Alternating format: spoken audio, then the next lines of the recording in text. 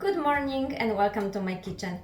Today I would like to invite you to bake with me sweet Danish rolls with apricot jam or apricot preservative.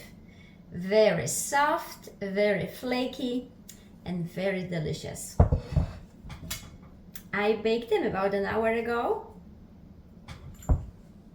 And here I want to come closer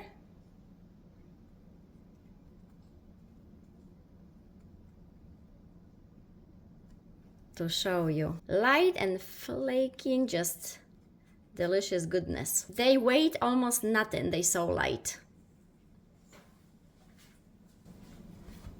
Welcome to my channel. Thank you for watching. Apricot Danish Pastry.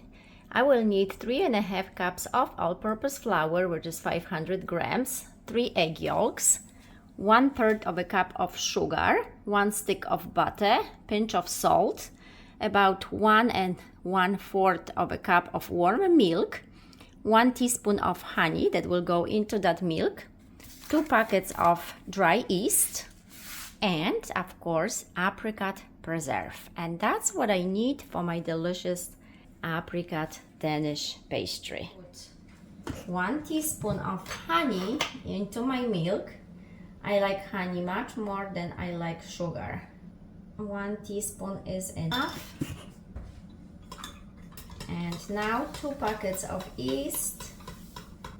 The yeast will take a few minutes to be ready, and while I'm waiting for my yeast, I can put all the other ingredients together. I've got my flour, pinch of salt, butter, the egg yolks, vanilla extract, and the last step, my yeast here, nice and foamy, so that means it is ready.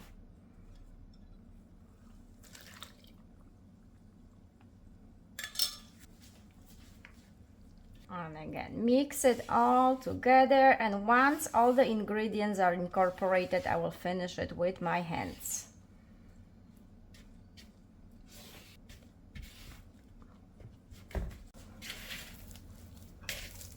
It will be a bit sticky, and that is okay. We need a nice, soft, flaky, delicate pastry. It doesn't take that long, about 5 minutes of mixing. So the sugar amount here in that dough is about 65 grams. And because my apricot preserve is sweet, I don't need to put any more sugar. It will be sweet enough. After 4 minutes of mixing, you can see it is still very sticky, but not as sticky to get in your hands or even leave marks on the bowl I'm using. So now I will cover it and leave it out until it doubles in size for about an hour.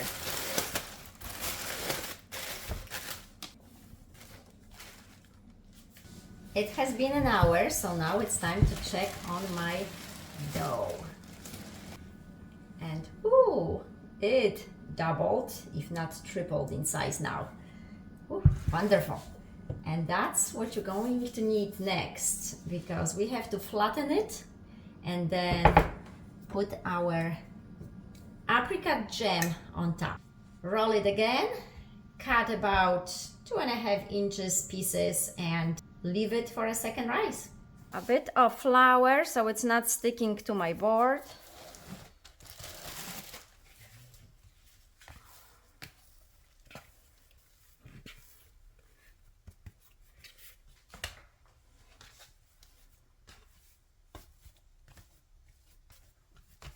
So the air here needs to escape. The beautiful thing about yeast dough is when you play with it, the air escapes, and then it works even harder to regain its puffiness. So now I need my roller, and maybe it will be easier if I divide it in half, work with the first half and then work with the second half a little bit later. So I will cover it so it doesn't dry out, and I will just roll this piece out.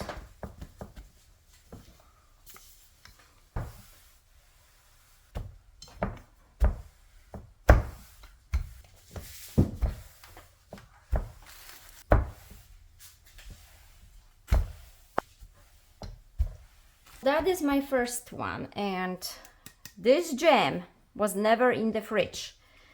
I need to remember always that whatever I make using yeast, I have to have room temperature because yeast likes warmth. It grows when it has nice and warm surrounding. So if you have leftover jam from something else you were doing before, take it out of the fridge before you actually start making that dough, so it is room temperature by the time you start putting your beautiful Danish together.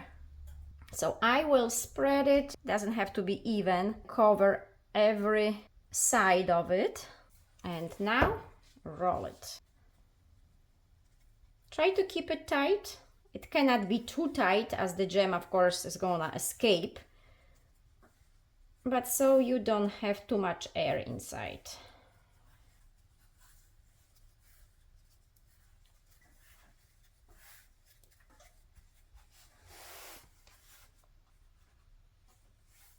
On the end, to make sure that the ends stick, I can put extra jam, or I can put some butter.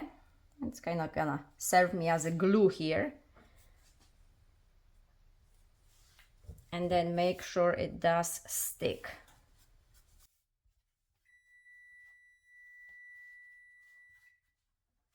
And what I need is, of course, pan with some baking paper.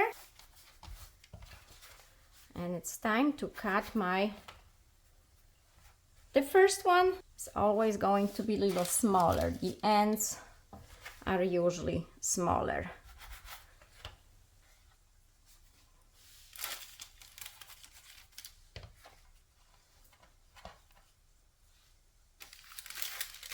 I am leaving some space in between them because they will rise again and double in size.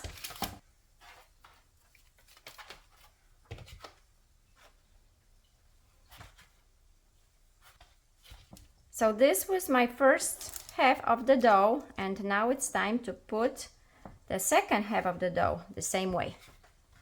And my second one is rolled flat, and now again jam goes in. Just love the apricot flavor. Once those are baked, you can put some icing on top if you care for any of it. Or if not, then maybe before you actually bake it, you can put some crumble on those buns. Here we go. That's the hardest part, because you gotta be kind of tight, but at the same time you cannot be too tight, as the jam is going to escape.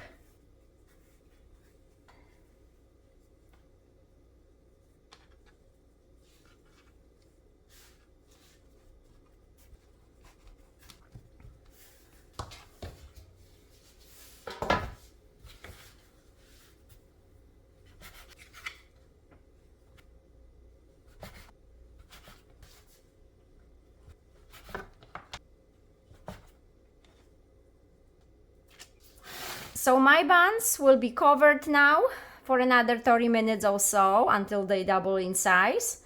And here is the time to make your crumble if you wish to make a crumble. I won't do it today because I want to put some icing once they are baked. Cover and leave it out for another half an hour.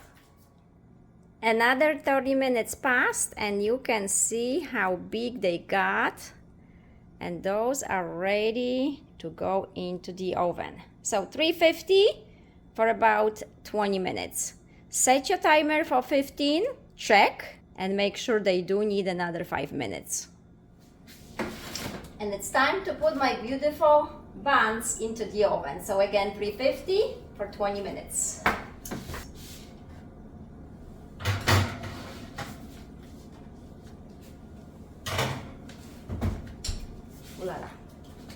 And for the frosting, all you need is powdered sugar and some hot water.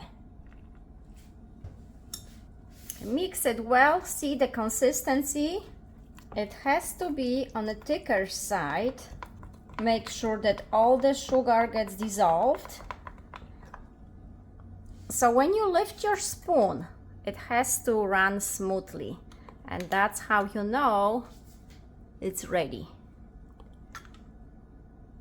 See, so it's easy to put it in a sleeve. If it's too watery, the sleeve is not gonna hold it. You will have everything come out the other end, the little small hole you have. So the consistency here is the key. It's thick, but it flows. That's how you want your frosting to be. And if you would like to add another layer of flavor, you can put some lemon oil in, or maybe an orange oil in, couple drops, and that will give that extra kick for your buns, extra flavor for your buns. So I will use the orange one today.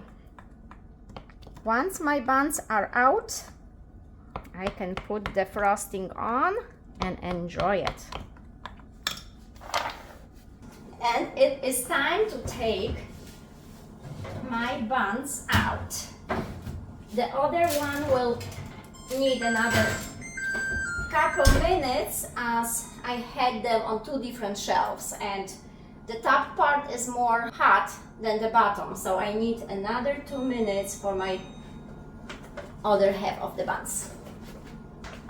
Oh, wait a minute, I need my gloves.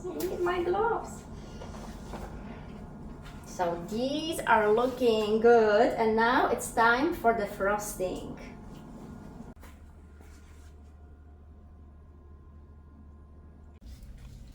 And last thing to do, icing.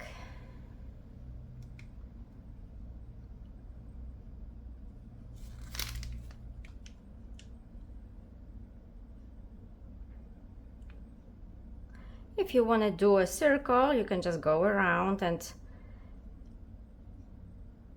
you can create your own design. For any reason you wish to be even more sweet, you can also use powdered sugar on top.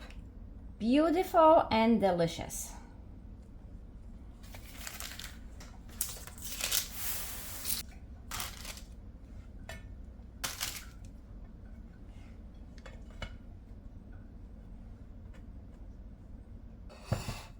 Smacznego, everyone!